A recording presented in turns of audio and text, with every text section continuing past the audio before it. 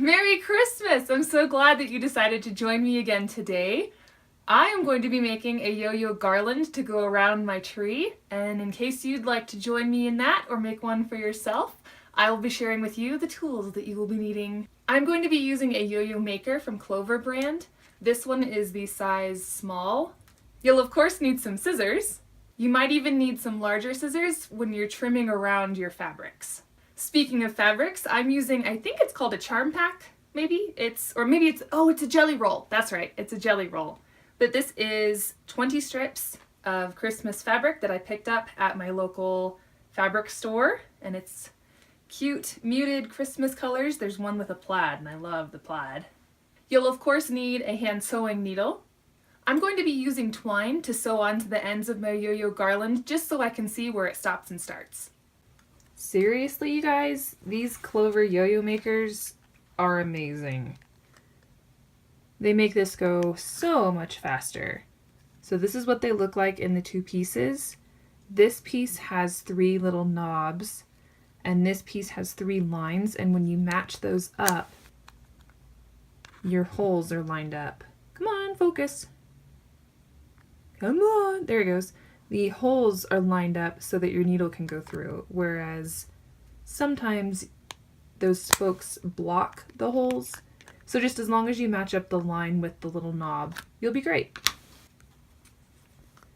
So with this, you just want to center it in between your fabric, and I'm using a precut. I think it's a 2.5-inch strip. Yes, it's a 2.5-inch strip, and this is the Clover sized small, and it makes a yo-yo this big.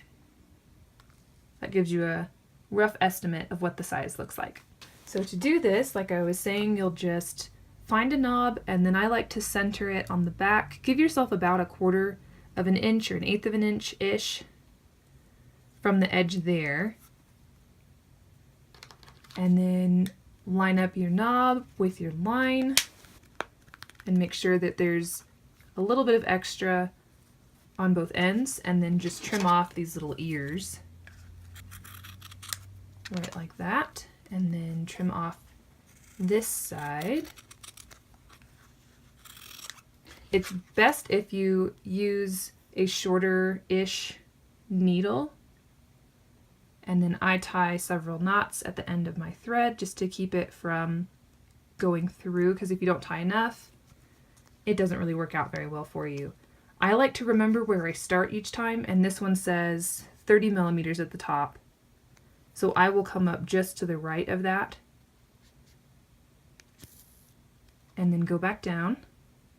And you just want to make sure on the back that you're catching the fabric as you go up and down.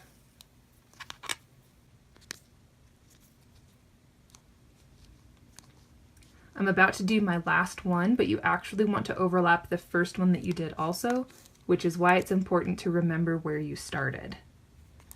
It just makes the gathering process a whole lot easier. So I just went through my last one, and now I'll go through my first again, right like that, and then just pop that out, set that piece aside, and then gently remove the inner piece from your little drum shape, and then either take your needle out and set it aside, or just set it aside, and then you'll start pulling on this gently to gather up these edges, and it folds it down automatically for you, which is really, really great. So once I get it started, I'll pull all of the excess around to the beginning and then pull it closed. It just makes it go a lot faster and a lot easier. So find where your thread is sticking up at the last place, and then go up, make a loop like that, and then put your needle through the loop, and that ties a knot for you, so then your thread won't come undone. So I generally do 2 of those, and then I'll go into the center of it and through the back, and then pull this tighter and snip the thread. So then the thread isn't visible on the front or the back or anywhere. As much as I love hand sewing, I really don't feel like sewing all of these yo-yos together by hand. And that's fine, because there's a great little life hack, sewing hack, whatever you'd like to call it, on your sewing machine. Use a zigzag stitch and just set your stitch length to 0 and it'll just pop back and forth, and it's a huge time saver.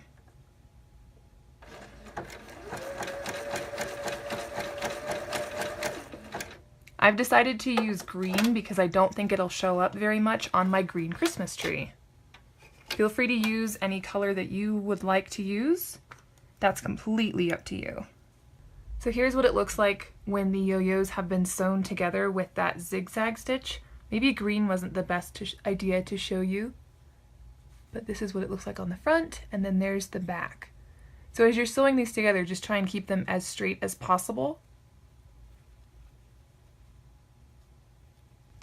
I'm attaching a little bit of rope or hemp or whatever you'd like to call it to the end of mine, just to help me find where the end is. And then if I need to secure it to the tree a little bit better, that'll help with that too.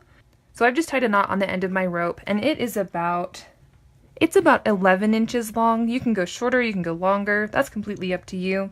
But I just tied a knot to help it stay secured to this, and then I'll use that the 0 stitch length zigzag to help me secure this to the end also.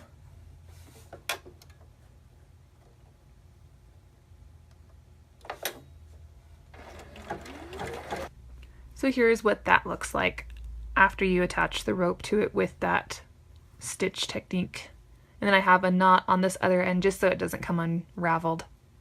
So here is my finished yo-yo garland. It is 70 yo-yos and it's about 76 inches long, not including the little twine pieces.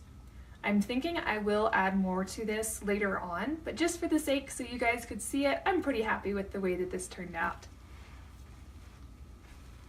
Later on when I make more, I'll probably keep them about this length just so that they don't get tangled as much, and then I'll attach them, tie them together with a little bow when the twine ends meet. Thank you so much for joining me today and for letting me be part of your Christmas season this year. I hope to see you again tomorrow.